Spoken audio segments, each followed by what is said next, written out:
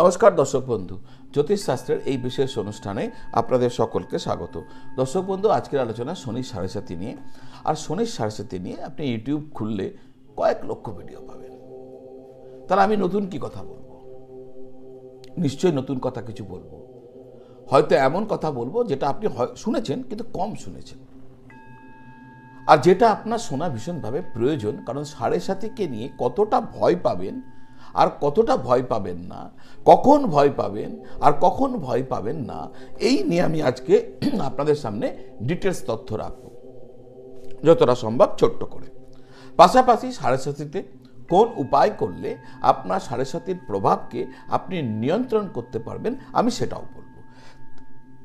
আমার অনুরোধ আপনাদের কাছে শেষ পর্যন্ত আমার সঙ্গে থাকবেন, যাতে এই পুরো বিষয়টিকে নিয়ে আপনার মধ্যে একটা 7.5 সম্পর্কে সম্যক ধ্যান ধারণা তৈরি হয়ে যায়, আর এটা নিয়ে অহেতুক যত ভয় কখনো আপনি না পান। কারণ 7.5 একটা এমন জিনিস, এক একটা মানুষের জীবনে কারো ক্ষেত্রে 2বার, কারো ক্ষেত্রে 3বার আসে, আর এটা থেকে আপনার পালাবার কোনো পথ নেই। তো সুতরাং এটাকে আপনাকে জানতে হবে, যখন আসবে আমি কখন ভয় পাবো আর কখন ভয় পাবো না, কতটা ভয় পাবো কতটা ভয় পাবো না, আর কি করব যখন আসবে।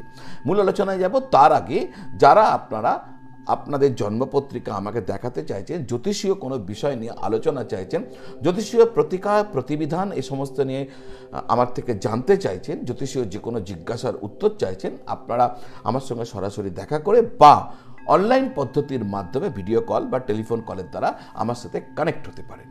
কিভাবে করবেন সেটা জানার জন্য স্ক্রিনের নিচে যে নাম্বার দেওয়া আছে 9830564500, ওই নাম্বারে আপনি ফোন করে বা হোয়াটসঅ্যাপ করে যোগাযোগ করলে আমার অফিস থেকে আপনাদেরকে সবিস্তারে বুঝিয়ে দেবে। আর সেই মতো যদি আপনি যোগাযোগ করেন, নিশ্চয়ই আমি আপনার সাথে কানেক্টেড হয়ে গিয়ে আপনাদের যাবতীয় জ্যোতিষীয় জিজ্ঞাসার উত্তর দেব।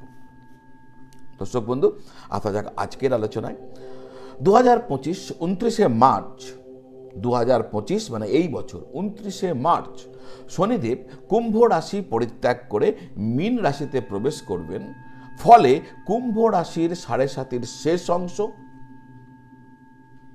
মীন রাশির 7.5-র মধ্য অংশ আর মেষ রাশির 7.5-র প্রথম অংশ ভোগ শুরু হয়ে যাবে। আচ্ছা, এই যে অংশ বলছেন, এটাকে আপনি সাইকেলও ভাবতে পারেন। First cycle, second cycle, third cycle. কীরকম? 7.5 বছর, প্রথম 2.5 বছর, দ্বিতীয় 2.5 বছর আর তৃতীয় 2.5 বছর, 3 কান 2.5 মিলে 7। শনি 7.5 যখন শুরু হয় 7.5 বছরের জন্য আপনাকে ভোগ দেয়, তাই এর নাম 7.5। তাহলে প্রথম অংশ, মধ্য অংশ, অন্তিম অংশ, এটাকে আমরা বলি প্রারব্ধ, এটাকে মধ্য বা অন্ত, ফার্স্ট সাইকেল, সেকেন্ড সাইকেল বা থার্ড সাইকেল। দর্শক বন্ধু, এবার আসা যাক এই যে সাইকেলগুলো না, প্রথম অংশ বলে না, শনি 7.5 মারাত্মক কষ্ট। কি কষ্ট হয়? সব সাইকেলে অর্থাৎ সব অংশে কি সমান কষ্ট হয়?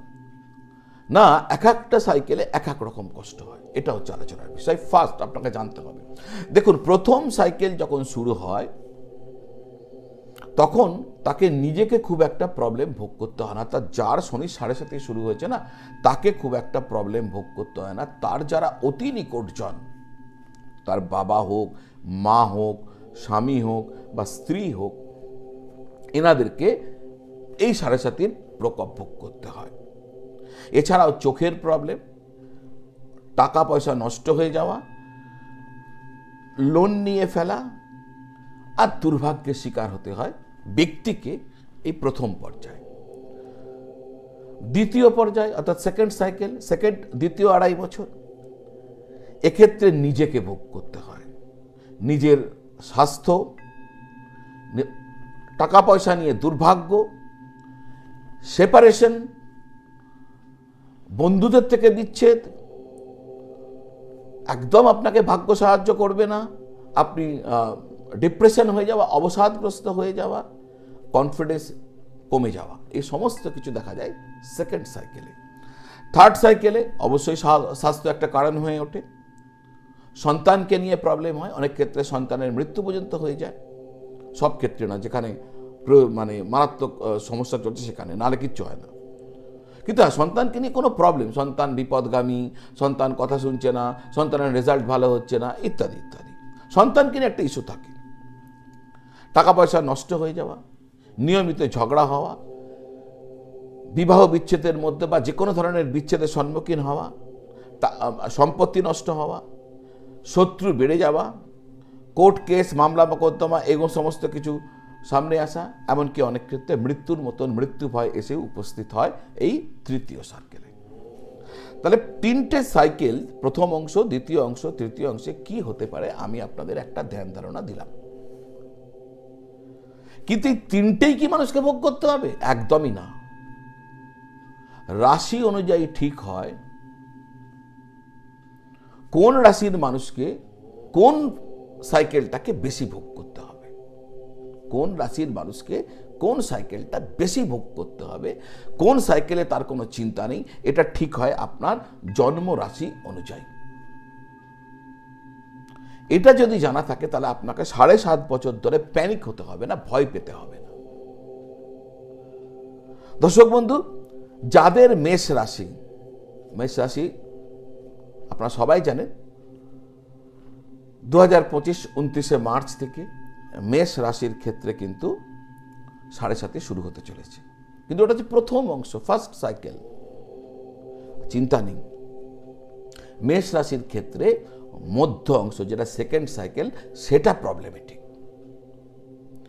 বৃষ রাশির ক্ষেত্রে প্রারম্ভ অর্থাৎ প্রথম সাইকেল যেটা, সেটা হচ্ছে প্রবলেমেটিক, ওটা পেনফুল। মিথুন রাশির ক্ষেত্রে শেষ অংশ, অন্তিম যেটা থার্ড সাইকেল, সেটা প্রবলেমেটিক। কর্কট যাদের রাশি তাদের ক্ষেত্রে মধ্য এবং অন্ত অর্থাৎ সেকেন্ড থার্ড এই দুটো সাইকেল প্রবলেমেটিক। সিংহ রাশির হচ্ছে প্রারম্ভ অর্থাৎ প্রথম, প্রারম্ভ ফার্স্ট সাইকেল এবং সেকেন্ড সাইকেল মধ্য, অত্যন্ত প্রবলেমেটিক। কন্যা রাশির ক্ষেত্রে শুরুটা অর্থাৎ ফার্স্ট সাইকেল অত্যন্ত প্রবলেমেটিক। তুলা রাশির ক্ষেত্রে প্রথম এবং মধ্য নিয়ে কোনো চিন্তা নেই, কিন্তু অন্ত শেষ নিয়ে প্রবলেমেটিক। বৃশ্চিক রাশির ক্ষেত্রে মধ্য এবং অন্ত এটা অত্যন্ত প্রবলেমেটিক, অর্থাৎ সেকেন্ড এবং থার্ড আপনাদের জন্য প্রবলেম নিয়ে আসে। ধনু রাশি শুরুটা অর্থাৎ ফার্স্ট সাইকেল আর সেকেন্ড সাইকেল এই দুটো অত্যন্ত প্রবলেম নিয়ে আসে, এই দুটো ক্ষেত্রে আপনাকে সাবধান থাকতে হবে। মকরের ক্ষেত্রে শুরুটা অর্থাৎ ফার্স্ট সাইকেল অত্যন্ত প্রবলেমেটিক। কুম্ভ পরে বলবো, এটা খুব ইন্টারেস্টিং। কুম্ভটা আমি বলছি, আমরা যাদের কুম্ভ রাশি তারা ভাগ্যবান, কিভাবে ভাগ্যবান আমি পরে বলছি। যাদের মীন রাশি তাদের কিন্তু অন্ত অর্থাৎ শেষটা প্রবলেমেটিক। আর কুম্ভ রাশি, যদি আপনার কুণ্ডলিতে শনিদেব নিচস্থ না হয়ে থাকেন, শনিদেব পাপ পীড়িত না হয়ে থাকেন, দুর্বল না হয়ে থাকেন, মোটের ওপর যদি জেনারেলাইজ ভাবে সাধারণভাবে ঠিকঠাক থাকেন, কুম্ভ রাশিতে যারা মানুষজন তাদের শনির 7.5 এফেক্ট ভোগ করতে হয় না। সুতরাং আপনারা আনন্দে থাকতে পারেন। তবে আর শনির বলাবলকে একটু ঠিক থাকতে হবে। শনি যদি নিচস্থ হয়, দুর্বল হয়, পাপ পীড়িত হয়, তাহলে নিশ্চয়ই কিছু প্রবলেম আসবে। কিন্তু ইন জেনারেল শনির 7.5 এফেক্ট কুম্ভ রাশির মানুষদের ক্ষেত্রে পড়ে না। উপায় কি? শনির 7.5 শুরু হয়েছে, আমি বলে দিয়েছি কার ফার্স্ট ডে, কার সেকেন্ড ডে, কার সেকেন্ড ডে, থার্ড ডে, কোথায় আপনাকে প্রবলেম ভোগ করতে হবে এরিয়া আপনাকে আমি বলে দিয়েছি। করবেনটা কি? 7.5 শুরু হয়েছে, কি করবেন? দেখুন, খুব ভালো উপায় হচ্ছে, অত্যন্ত কার্যকরী উপায় হচ্ছে, আপনি 5টা লোহার পাত্র জোগাড় করবেন, বাটির মতন 5টি লোহার পাত্র, একদম পিওর লোহার হতে হবে। এই 5টি লোহার পাত্রকে জোগাড় করার পর আপনি যে কোনো, ধরুন এই বছর আপনার 7.5 আপনার শুরু হচ্ছে, মনে করুন 2.5 বছর চলবে, তাহলে 2.5 বছর আপনাকে কষ্ট ভোগ করতে হবে। তাহলে এই 2.5টা বছর মানে 3টে বছর ধরে নিন, প্রতি বছর 5 শনিবার, 5টা করে শনিবার আপনি ভগবান শনিদেবের মন্দিরে যাবেন। ভগবান শনিদেবের মন্দিরে গিয়ে আপনি উপবাস করবেন, কিন্তু ফাস্টিং রাখবেন।